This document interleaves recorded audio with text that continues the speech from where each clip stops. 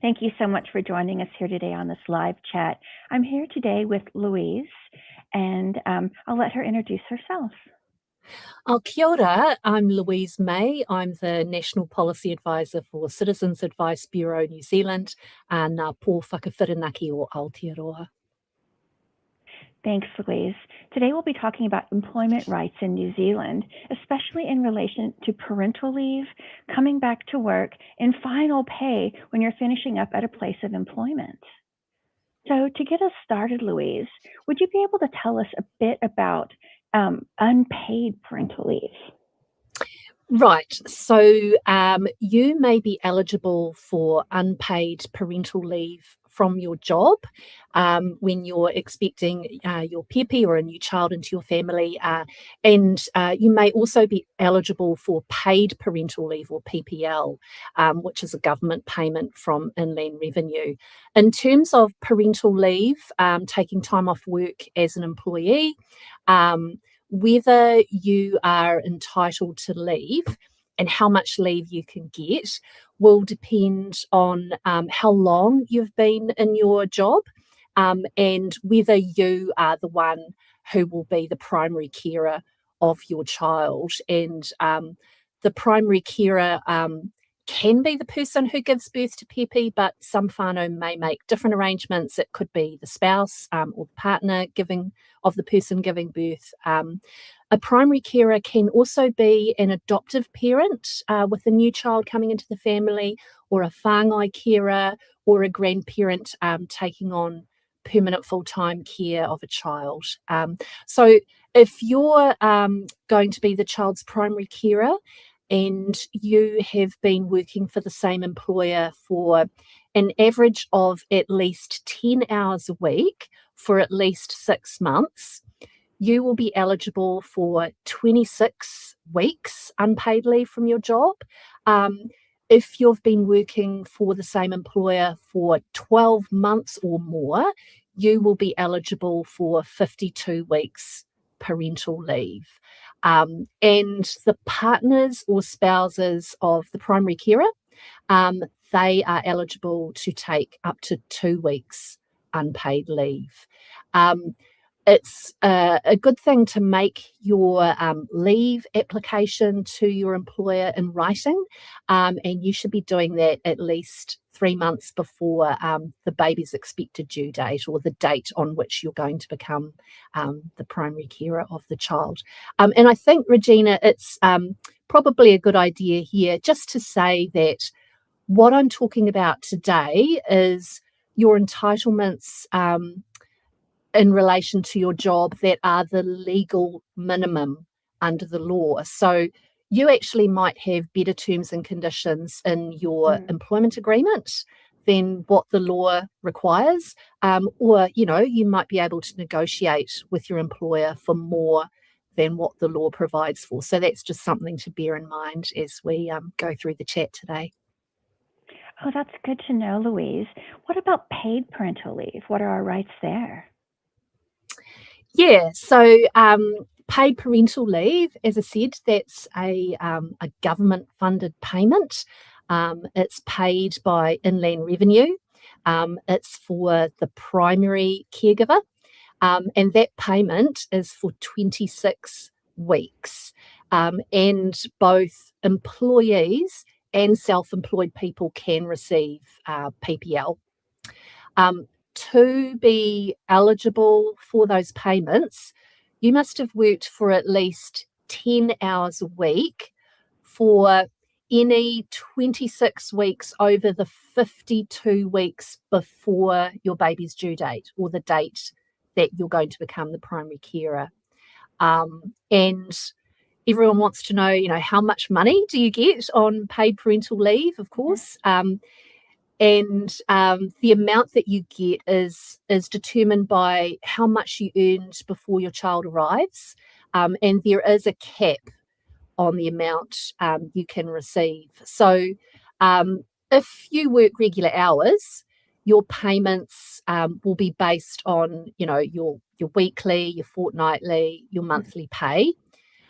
Some people, their income can vary, in which case your PPL will be based on your average weekly income during the 26 weeks where you earned the most money out of those 52 weeks before the arrival of your pepe. The payments get paid out fortnightly into your bank account. And the maximum amount you can get currently is it's around $788 per week. That's before tax. Okay, so the payment is taxed because it's considered to be like a salary or a wage. And the amount you get taxed, that's based on your tax code. The amount gets adjusted every year, and that adjustment is based on the rise in the national average weekly earnings.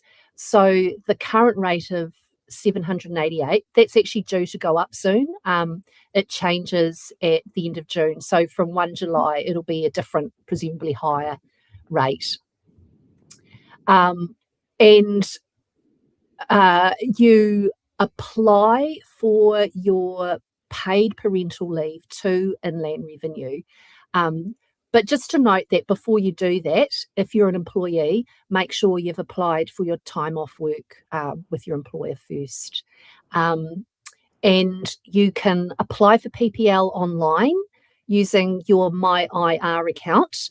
But if you prefer to do it a different way, Inland Revenue actually have a paid parental leave contact centre that you can call. So when you're applying, you want to have your tax code and your bank account number at the ready. Of course, it involves filling out forms, and that's something that most people don't enjoy. I know I don't enjoy it. So if you feel like you need some support with the application process, that's something that CAB can help with. So yeah, don't hesitate to get in touch with us at your local CAB or through our free phone 0800 number or our website. In general, you can expect that things will go smoothly, but sometimes there are problems. If the issue is that maybe you have actually been denied, your application's been turned down for PPL, and you disagree with that decision, you can apply to the Employment Relations Authority for a review of that decision. If you're getting PPL, but you think that you're getting the wrong amount, you can get in touch with Inland Revenue and you can ask them to review your payments. So you want to check that they've made the decision about how much you receive based on the correct information, right? So you want to know that they've got the correct information about your income, how much income you are getting in your job, and you also want them to be using the correct tax code as well. If you disagree with a decision from Inland Revenue about how much PPL you're getting, you have the option of raising a formal dispute with Inland Revenue. And again, it involves filling out another form, an IR 770. But yeah, again, if you need any help with that, you can come and see us and we can help you with that. Well, it's good to know there's help out there and there's lots of forms. So does an employer have to keep your job open for you while you're on parental leave?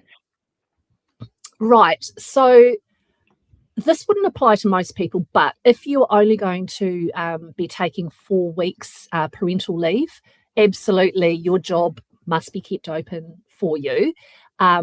If you're going to be taking longer than 4 weeks, which would probably be most people's situation, your job must be kept open for you, but there are a couple of exceptions. And one of those exceptions is if your job is considered to be what's called a key position. And a key position is a job that's considered to be critical to the running of the business, and it's not possible or practical for your employer to get someone else in to cover you on a temporary basis. And that might be because, you do a very highly specialist job that requires skills that are really hard to find.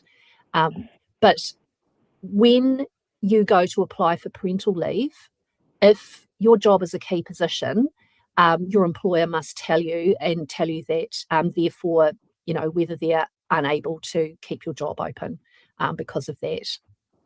And you have a right, so for 26 weeks after your parental leave from your job comes to an end, your employer for that 26 weeks must give you preference for any available jobs that are similar to the job that you had before going on leave. The other exception, of course, is if your role is being made redundant, and for example, the business is going through a major restructure, or perhaps it's being sold or being closed.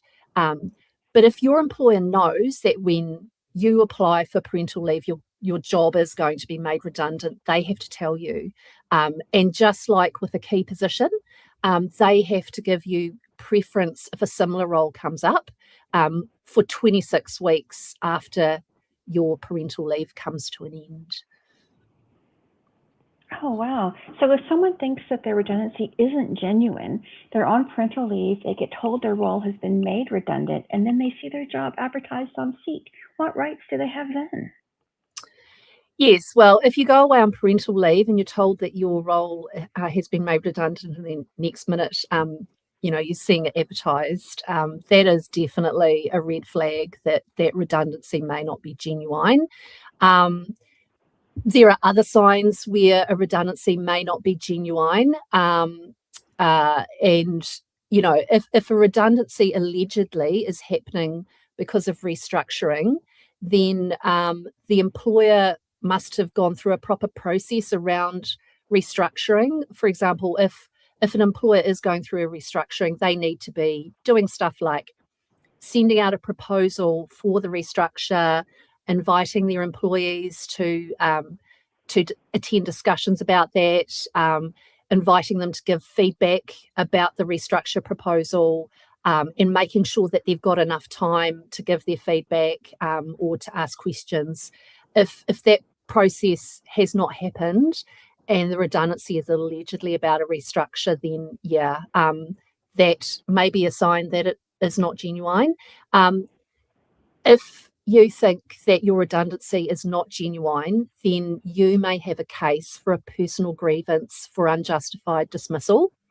In that case, you can go, because timing can be of the essence, you can go straight to the Employment Relations Authority and you can request them to make what's called an interim order to get your job back for up to 26 weeks while you go through the disputes process with your employer.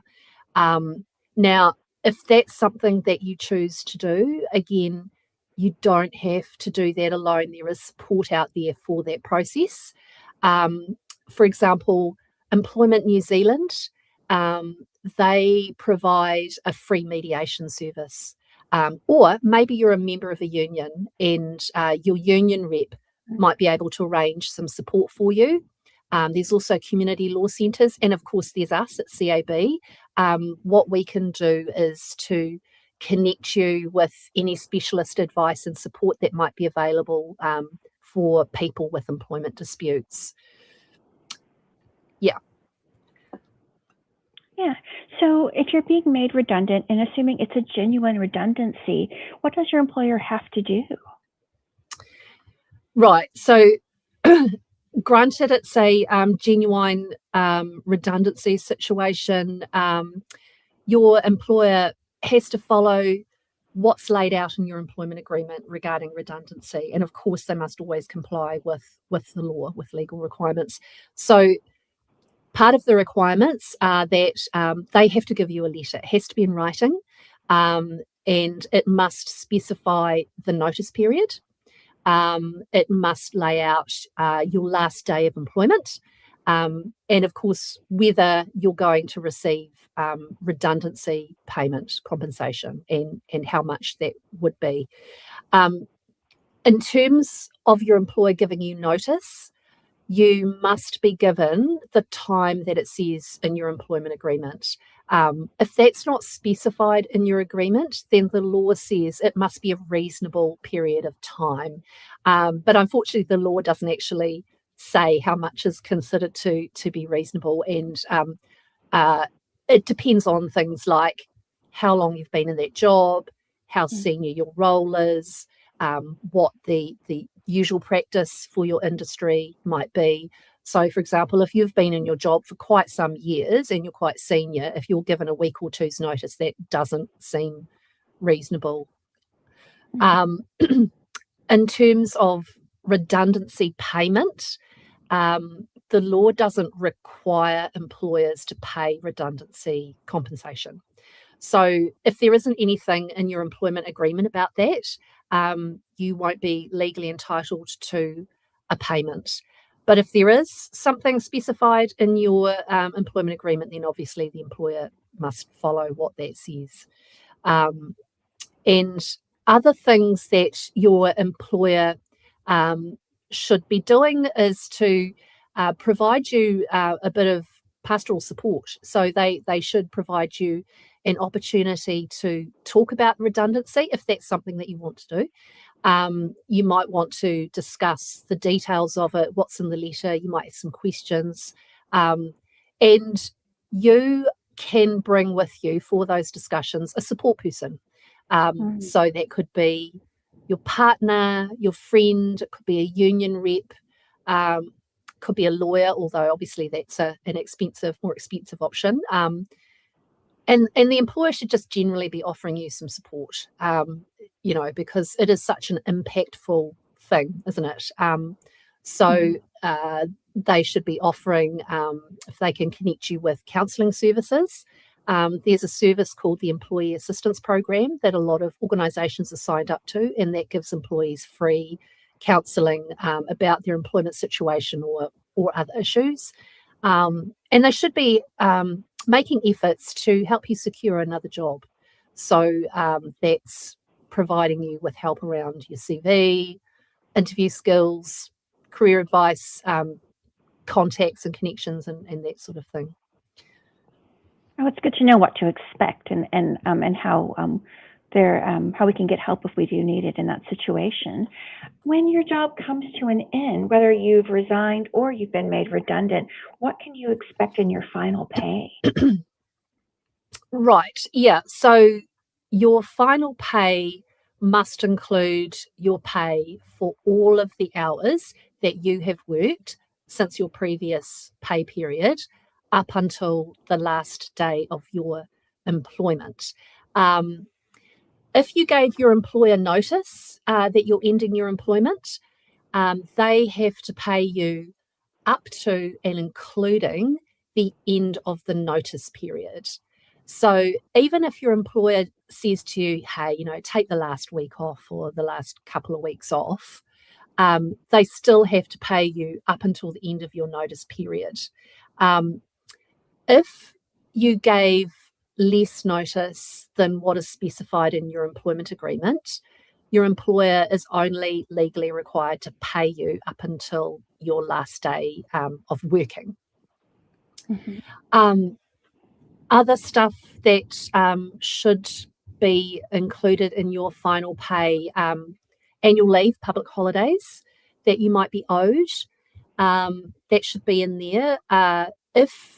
If you've been in your job if you leave your job before your annual leave entitlement kicks in, which is usually 12 months for most people, you might still be entitled to a holiday payment amount in your final pay because you're entitled to 8% of your gross earnings. So that's before tax for the length of time that you've been in that job. But how much of that you actually get, that will depend on things like whether you've taken leave in advance, how much leave in advance you took. It can get a little bit complicated, the final pay thing.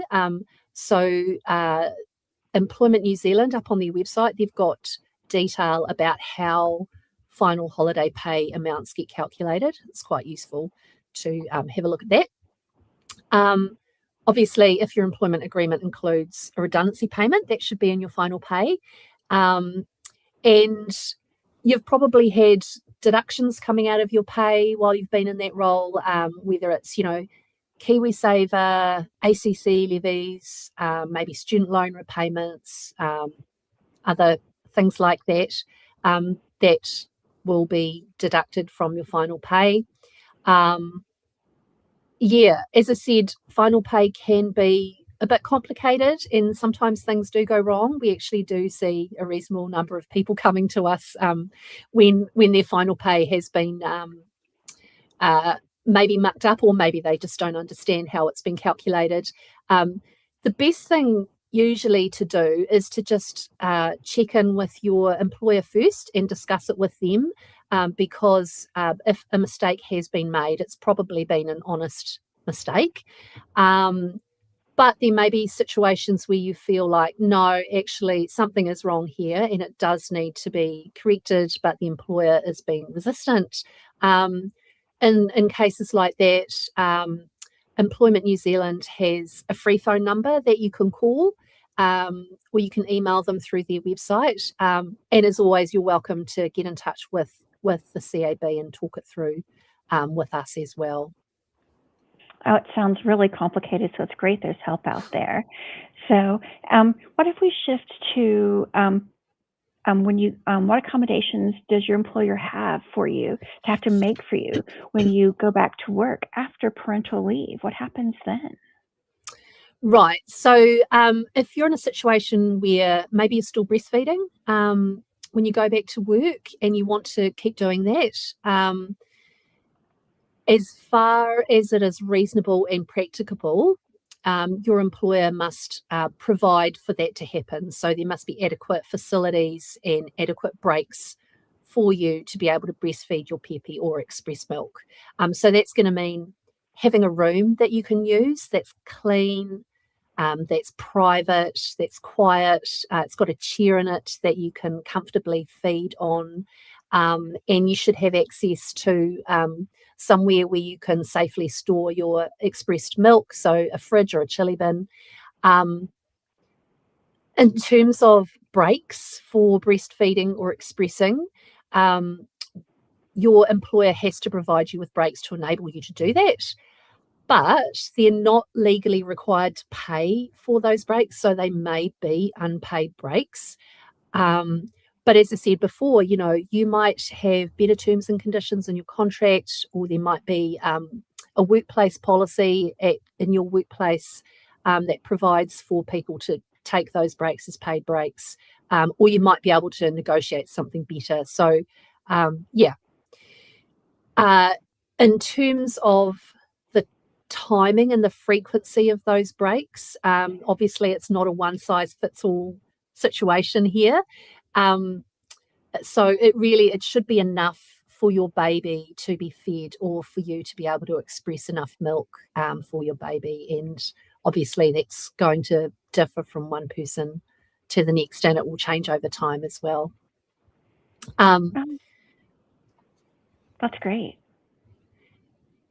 Yeah, and I was just thinking, Regina, that that's breastfeeding. There might be other accommodations that you might need when you go back to work after having had a baby.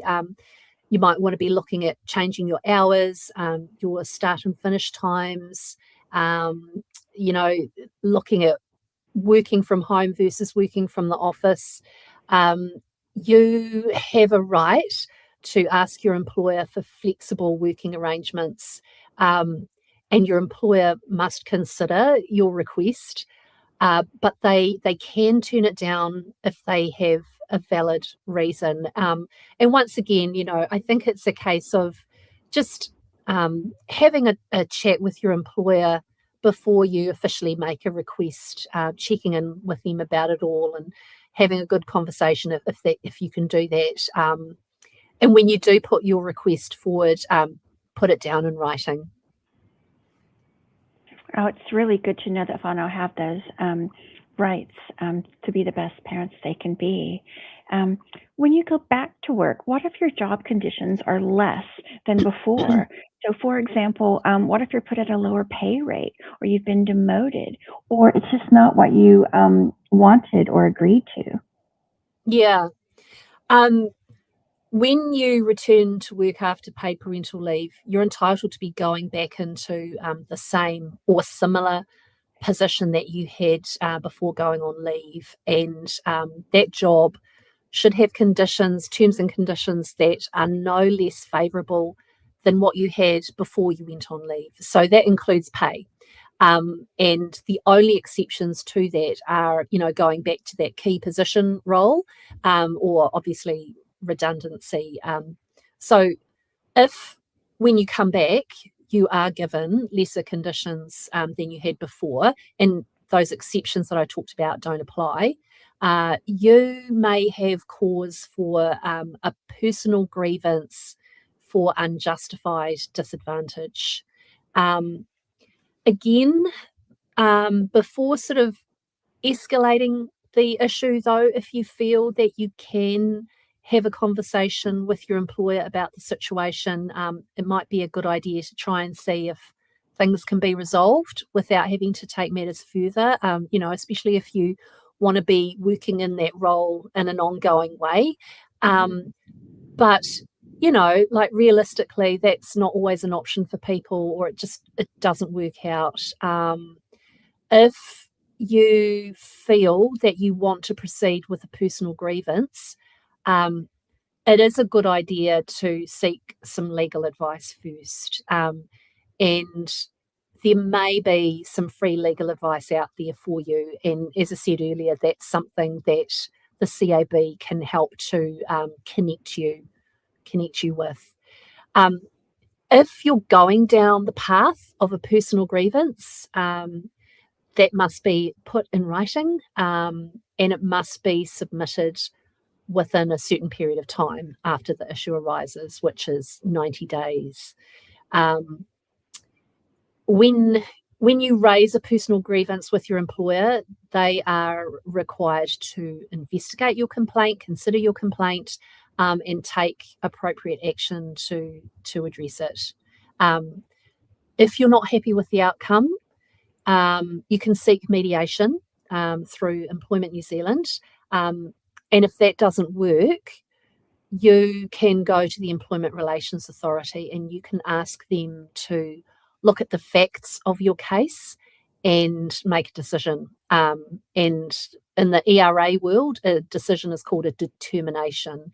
And determinations are legally binding and they're enforceable in the district court.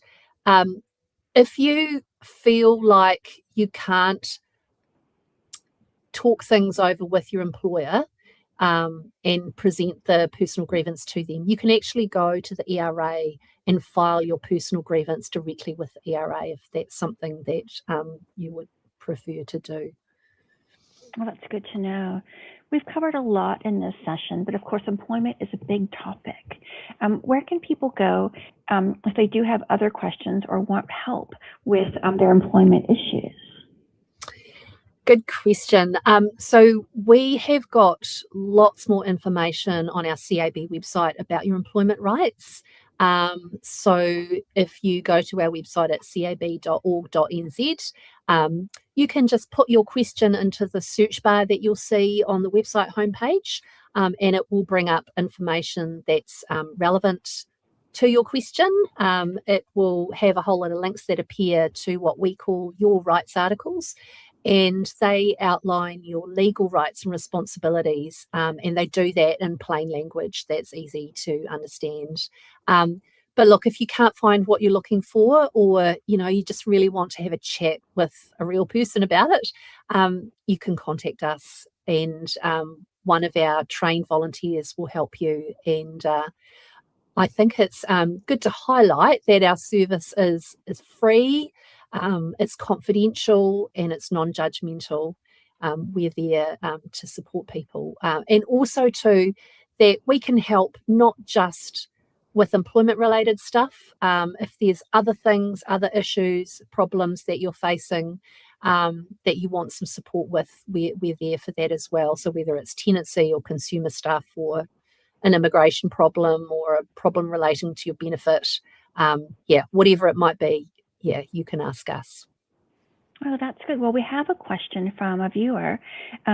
She asks, are there any policies for flexibility for returning back to work to support first-time mothers who are a bit anxious about leaving baby at daycare, and how will baby be?